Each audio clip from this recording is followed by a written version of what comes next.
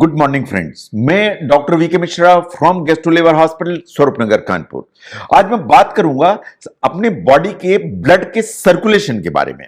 ये बात सही है कि ब्लड का जो सर्कुलेशन है वो बॉडी के लिए सबसे इंपॉर्टेंट काम है। अगर सर्कुलेशन प्रॉपर नहीं है तो इतनी प्रॉब्लम्स खड़ी होंगी जिनकी आप कल्पना नहीं कर सकते। जो ब्लड का सर्कुलेशन है क्यों इंपॉर्टेंट है, इसके बारे में आज हम बात करेंगे। कुछ फैक्ट्स हैं जो आपको जानने की जरूरत है।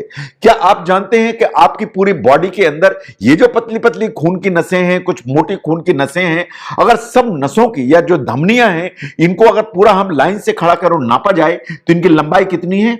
60,000 माइल्स, 60,000 माइल्स की लंबाई की ब्लड वेसल्स होते हैं हमारी बॉडी के अंदर। तो आप कल्पना कर सकते हैं कितना बड़ा जाल बिछा हुआ है हमारी बॉडी के अंदर खून की नसों का, जिनमें से खून दौड़ता है। 60,000 मील, 60,000 माइल्स। तो हार्ट, ये ब्लड वेसल्स एंड मसल्स, ये तीन चीजें मिलकर आपकी बॉडी के अंदर एक नेटवर्क बनाती हैं। रोडवे टाइप का नेटवर्क है जिसे आप सर्कुलेटरी सिस्टम का हिस्सा मान सकते हैं, जिससे ब्लड पूरी बॉडी में दौड़ता है। ये जो रोडवे है जिसमें ब्लड दौड़ता है, वास्तव में ये आपकी बॉडी के हर कॉर्नर में ब्लड को भेजता है। और बॉडी में कॉर्नर में ब्लड जाएगा तो ऑक्सीजन जाएगी, ऑक्सीजन जाएगा तो ऑक्सीजन जाएगी, साथ में न्यूट्रिएंट जाएंगे। तो पूरी की पूरी बॉडी में ये जो नेटवर्क फैला हुआ है इसकी लंबाई है 60,000 मील। इन बॉडी का एक कोई कोना नहीं है जिसमें ब्लड भेजा नहीं जाता है, ये इस सिस्टम के द्वारा। और इस सिस्टम के जो हिस्से हैं वो है हार्ट, ये जो धमनियां हैं और इसके अलावा मसल्स, ये पूरा का पूरा काम करती हैं। नाउ किसी भी रीजन के चलते अगर जो सर्कुलेशन है वो पुअर है, अगर सर्कुलेशन पुअर है तो क्या होगा? अगर सर्कुलेशन पुअर है तो ब्लड का जो फ्लो है वो स्लो हो जाएगा। अगर स्लो हो जाएगा तो पॉसिबिलिटी इस चीज की होगी कि क्लॉट ना बन जाए, या खून जम ना जाए, या थक्का ना बन जाए। अगर थक्का बनेगा तो ब्लड की जो वेसल है वो ब्लॉक हो जाएगी। अगर वो ब्लॉक हो जाएगी इसका मतलब यह है कि ये जो वेसल है जिस एरिया को सप्लाई करती है उस एरिया को ना तो न्यूट्रिएंट मिलेंगे नो ऑक्सीजन मिलेगी। अगर न्यूट्रिएंट नहीं मिलेंगे और ऑक्सीजन नहीं मिलेगी तो उसमें वास्तव में प्रॉब्लम खड़ी हो जाएगी। अगर हम मोटे तौर पे देखें कि अगर जो ब्लड आपका स्लो है या सर्कुलेशन स्लो है तो उसके क्या क्या सिम्टम्स ऐसे आते हैं जो आपको ध्यान देने की जरूरत है। नो, अगर आपके जो हाथ हैं या पांव हैं उनमें ब्लड का सर्कुलेशन स्लो हो रहा है तो आपने कई बार मार्क किया होगा कि ऐसा होता है कि जो उंगलियां होती हैं वो सुन्न होने लगती हैं, इनमें अचानक से कुछ ऐसा नीडल चुभने जैसी फीलिंग आने लगती है या कोल्ड होने लगती है। अगर आपके बार बार हाथों में और पैर में इस तरह की नम्बनेस की फीलिंग आ रही है, ये इस चीज का इंडिकेशन है कि जो सर्कुलेशन है वो शायद पुअर है एंड इनफ ब्लड जो है ना आपकी जो पेरिफेरी है उसको नहीं मिल रहा है। ऐसे ही जो लाइट स्किन पीपल होते हैं इनमें कभी कभी अचानक से कुछ नीलापन भी दिखाई दे सकता है। ये जो नीलापन भी दिखाई देता है ये भी इस चीज का संकेत है कि शायद ये जो ब्लड का सर्कुलेशन है ये पुअर है। जो नीलापन आता है उसके और भी कारण हैं, but circulation is one of them. Now अगर पुअर सर्कुलेशन रहेगा, इन क्रॉनिक है, इन लंबे समय से है, तो स्किन है वो ड्राई होगी, जो नेल्स हैं या जो नाखून है वो ब्रिटल हो जाते हैं। इट इज क्वाइट पॉसिबल कि अगर स्लो सर्कुलेशन है तो बाल भी जो है ना ज्यादा गिरने लगे। इसके अलावा पुरुषों में ऐसा देखा गया है कि जो इरेक्टाइल डिस्फंक्शन है is a very very common problem. ये स्लो सर्कुलेशन के चलते होती है, या जिसे आप नपुंसकता कहते हैं या इरेक्टाइल डिस्फंक्शन है, it's sign of a poor circulation. Number 5, जो डायबिटीज अगर है तो ये बात सही है कि जो घाव होते हैं तो उनकी हीलिंग के जो प्रॉब्लम है वो खड़ी होने लगती है अगर सर्कुलेशन पुअर है। तो जो सर्कुलेशन अगर पुअर है तो उसके बहुत सारे सिम्टम्स सामने आने लगते हैं। लेकिन यह बात सही है कि आप जिम्मेदारी से कुछ काम करेंगे तो जो सर्कुलेशन है उसको आप ऑप्टिमाइज कर सकते हैं, मेंटेन कर सकते हैं। नंबर 1, अगर आप टोबैको इस्तेमाल करते हैं तो उसको तुरंत बंद करिए। जो टोबैको है उसमें निकोटीन होती है एज एक्टिव इंग्रेडिएंट, चाहे सिगरेट हो, चाहे बीड़ी हो, चाहे गुटखा हो, खैनी हो, गुलमंजन हो, इन सब में निकोटीन होता है। ये जो निकोटीन है वास्तव में हमारी जो आर्टरीज हैं या जो खून की धमनियां हैं उनकी मोटाई को बढ़ाता है, और एथेरोस्क्लेरोसिस करता है, और एथेरोस्क्लेरोसिस करेगा तो जो ब्लड का फ्लो है उसको स्लो करेगा और एक डीप वेन थ्रोम्बोसिस की जो पॉसिबिलिटी है उसको बढ़ाएगा। The next one is the blood pressure. अगर आप ब्लड प्रेशर को ठीक मॉनिटर नहीं करते हैं और ठीक कंट्रोल नहीं करते हैं और ब्लड प्रेशर ऊपर की तरफ रहता है तो ये बात सही है कि जो धमनियां हैं उनकी जो अंदरूनी लाइनिंग है उसमें एथेरोस्क्लेरोसिस हो जाती है और उसके चलते जो आर्टरीज हैं वो स्टिफ हो जाती हैं, टाइट हो जाती हैं। अगर ये टाइट होंगी तो जो ब्लड का फ्लो है वो हमेशा स्लो होगा। अगर ये स्लो होगा तो हमेशा इस चीज का डर रहेगा कि जो स्लो है ब्लड का फ्लो, ऐसा ना हो कि आर्टरी को चोक कर दे, इन ब्लड के फ्लो को बंद कर दे। अगर ऐसा है तो आपको जिम्मेदारी से कुछ काम करने की जरूरत है। आपको अपना ब्लड प्रेशर मॉनिटर करने की जरूरत है मंथली। आइडियली आपको बीपी इंस्ट्रूमेंट अपने घर में रखना चाहिए, आपको बीपी बार बार मॉनिटर करने की जरूरत है। ऑप्टिमाइज करिएगा जो आपका बीपी है वो सिस्टोलिक या ऊपर का ब्लड प्रेशर 120 के नीचे रहे और जो डायस्टोलिक ब्लड प्रेशर है वो 80 के नीचे रहे। इसको अगर आप मेंटेन करके रखेंगे तो बीपी आपकी आर्टरीज को डैमेज नहीं कर पाएगा। नेक्स्ट इज कि आप अपने वाटर के इंटेक को देखिए। अगर आप खून को ध्यान से देखें तो खून वास्तव में हाफ वाटर है। अगर खून को देखें तो हाफ इसमें पानी ही होता है। तो अगर आप हाइड्रेट प्रॉपर नहीं है, पानी ठीक मात्रा में नहीं लेते हैं तो आपका जो खून है वो वास्तव में उसकी जो विस्कोसिटी है वो ज्यादा होगी। तो पानी की मात्रा ठीक चाहिए। आपको एम करना चाहिए कि आपको रोज 8 गिलास पानी तो पीना ही चाहिए। और अगर आप एक्सरसाइज करते हैं तो इसकी जो अमाउंट है उसको बढ़ाने की जरूरत है। नो, अब देखिए कि आपका जॉब कैसा है। कहीं आपका जॉब ऐसा तो नहीं है कि आपको कंटिन्यूअसली सिटिंग जॉब में है, आपको कुर्सी पर बैठकर काम करना पड़ता है। इसे कहते हैं सीडेंटरी लाइफस्टाइल। जब आप बैठते हैं तो वास्तव में आपके जो लेग मसल्स हैं वो वीकन होती हैं, जो वेन्स होती हैं उनमें जो ब्लड का फ्लो है वास्तव में वो स्लो हो जाता है। उसके चलते बहुत सारी प्रॉब्लम्स होती हैं, उनमें से deep vein thrombosis is a problem. तो अगर आपका काम ऐसा है कि जो लॉन्ग टाइम सिटिंग है तो आपको बीच बीच में उठ के थोड़ा सा वॉक करना चाहिए सो दैट मांसपेशियां चलें और ब्लड का फ्लो ऊपर की तरफ आए।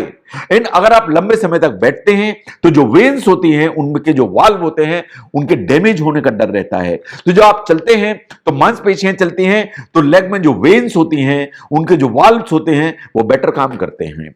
अगर आपको सर्कुलेशन पुअर की संभावना है या खतरा है तो वास्तव में आपको एक्सरसाइजेस जो हैं उन पर ध्यान देने की जरूरत है। Yoga is a low impact exercise, one of the very very important exercise. Scientifically ऐसा माना जाता है कि जो योगा है वो जंप स्टार्ट कर सकता है ब्लड के फ्लो को। जब आप वास्तव में योगा एक्सरसाइजेस करते हैं तो जो ऑक्सीजन है पूरी बॉडी में जो सप्लाई होती है अच्छी मात्रा में, बिकॉज जितने भी मेडिटेशन एक्सरसाइजेस हैं चाहे वो कपालभाति हो तो इनके चलते जो ऑक्सीजन है आपकी बॉडी में ज्यादा मात्रा की पंप होती है, इन पूरी बॉडी को सप्लाई होती है। ऐसे ही योगा की जो पोजीशन है उसमें जब आप ट्विस्ट होते हैं तो उस ट्विस्ट होने से जो ब्लड का फ्लो है वो ऑर्गन्स में बढ़ता है एंड प्रॉपरली मैनेज होता है। ना कुछ योगिक एक्सरसाइज हैं जो स्पेसिफिकली साइंस रिकमेंड करती है कि जैसे ये एक्सरसाइज है जिसमें आप दीवार के सहारे पांव को ऊपर करके करते हैं। दिस योगा पोज एक्चुअली कहलाती है विपरीत करनी। जो विपरीत करनी है इसमें जो लेग्स को है उसको दीवार के सहारे ऊपर की तरफ करके किया जाता है। तो इससे जो ब्लड है वो ऑटोमेटिकली दूसरे ऑर्गन्स की तरफ सप्लाई होता है या बैक डायरेक्शन में आने लगता है। ये इंपॉर्टेंट योगिक एक्सरसाइज है, शायद ये आपको अपने रूटीन में इंकॉर्पोरेट करना चाहिए। The next one is the aerobic exercise। कभी आपने सोचा कि एरोबिक एक्सरसाइज क्या है? एरोबिक का क्या मतलब है? एरोबिक का मतलब है विथ ऑक्सीजन। एरोबिक का सिर्फ लिटरल मीनिंग है विथ ऑक्सीजन। एनी एक्सरसाइज, चाहे वो रनिंग हो, बाइकिंग हो, चाहे वॉक करें आप, चाहे स्विमिंग करें, ये सब एरोबिक की श्रेणी में आते हैं। रस्सी कूदना एरोबिक की श्रेणी में आता है। जब आप इस तरह की एक्सरसाइजेस करते हैं तो आपकी जो बॉडी है उसको वास्तव में ऑक्सीजन का रिक्वायरमेंट ज्यादा होता है, आप ऑक्सीजन ज्यादा लेते हैं, यानी आपकी पूरी मांसपेशियों को जो ऑक्सीजन की सप्लाई है वो ज्यादा होती है। जो आपका हार्ट है वो ब्लड को पंप करता है, यानी ब्लड पूरी बॉडी में दौड़ता है और ये जो पंप करता है तो आपका हार्ट की मसल ठीक काम करती हैं, आपका सर्कुलेशन जो है ना फास्ट होता है, आपका बीपी नीचे तरफ आता है। इन ऑक्सीजन की सप्लाई पूरी बॉडी में एक एडिक्वेट मात्रा में होती है। नाउ जो एरोबिक एक्सरसाइज का सवाल है, साइंटिफिक रिकमेंडेशंस आर कि ऑन एन एवरेज रोज आपको 30 मिनट करना चाहिए, ऑन एन एवरेज 5 से 7 दिन हर हफ्ते करना चाहिए। साइंटिफिकली आपको 150 minute aerobic exercise per week करना चाहिए। साइंटिफिकली ऐसा माना जाता है कि आप वॉक करें तो मॉडरेट टू इंटेंस स्पीड से करें, एंड आपको 3 माइल पर आवर की स्पीड से करना चाहिए। अगर आप इतना करते हैं कि वॉक करते हैं, मॉडरेट टू इंटेंस स्पीड से करते हैं, 3 माइल्स पर आवर की स्पीड से करते हैं, तो जो हेल्थ बेनिफिट्स हैं वो मैक्सिमम या ऑप्टिमम आपको मिलते हैं। ऐसे ही एक एक्सरसाइज है विच इज नोन स्क्वैट्स, जो आपको फोटोग्राफ में दिखाई दे रही है। यह वास्तव में स्ट्रेंथ ट्रेनिंग एक्सरसाइज की श्रेणी में आती है। वास्तव में यह thigh muscles and calf muscles को स्ट्रेंथन करके चलती है। यह बहुत इंपॉर्टेंट एक्सरसाइज है। ये ब्लड के सर्कुलेशन को ऑप्टिमाइज करने में आपको सबसे ज्यादा हेल्प करती है। इसको वास्तव में आपको अपने जो एक्सरसाइज शेड्यूल है उसमें इनकॉर्पोरेट करना चाहिए। ऐसे ही जो सर्कुलेशन है उसको ठीक करने के लिए या बढ़ा के रखने के लिए बहुत सारे कंप्रेशन सॉक्स आते हैं, जैसा आपको फोटोग्राफ में दिखाई दे रहा है। If there is any doubt कि ये आपका सर्कुलेशन पुअर है, ये वेरिकोज वेन आपको डेवलप हो रही है, या आपको बीच में पीडल इडिमा होता है, तो वास्तव में आपको जो कंप्रेशन सॉक्स हैं वो इस्तेमाल करना चाहिए। जो कंप्रेशन सॉक्स हैं वास्तव में ये आपकी जो मसल्स हैं, आपकी वेन्स हैं, उनको कंप्रेस करके चलते हैं तो वाल्व्स बेटर काम करते हैं, इन ब्लड का जो फ्लो है वो बेटर रहेगा। Now look at the diet.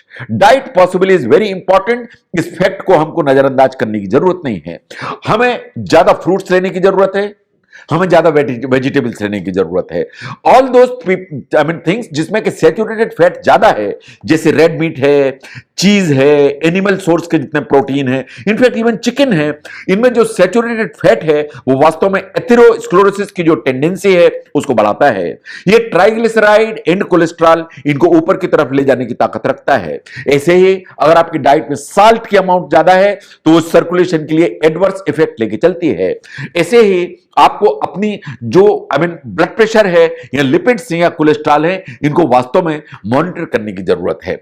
Now जब आप नहाते हैं उसके पहले आपको ब्रश से अपनी पूरी की पूरी जो बॉडी है उसको ब्रश से एक बार ब्रश करना चाहिए। जो ब्रशिंग इस तरह की जो की जाती है, साइंटिफिकली ऐसा माना जाता है कि ब्लड के सर्कुलेशन को वास्तव में बढ़ाने की ताकत रखती है।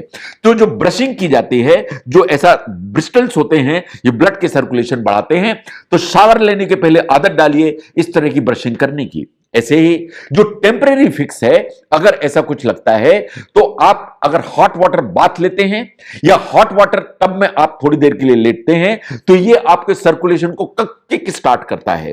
अगर आप हॉट वाटर बाथ लेते हैं या हॉट वाटर टब में लेटते हैं तो वास्तव में आपकी जो आर्टरीज एंड वेन्स हैं ये थोड़ी सी डायलेट होती हैं, ओपन अप हो जाती हैं, इन ब्लड का जो फ्लो है वो ऊपर की तरफ जाता है। ऐसे ही जो कॉफी, चाय या गर्म पानी आप पीते हैं वो भी ऑलमोस्ट सेम काम करता है जैसा ये गर्म पानी का टब काम करता है। तो जहां तक गुड सर्कुलेशन का सवाल है, ये आपके बॉडी के लिए सबसे ज्यादा इंपॉर्टेंट है।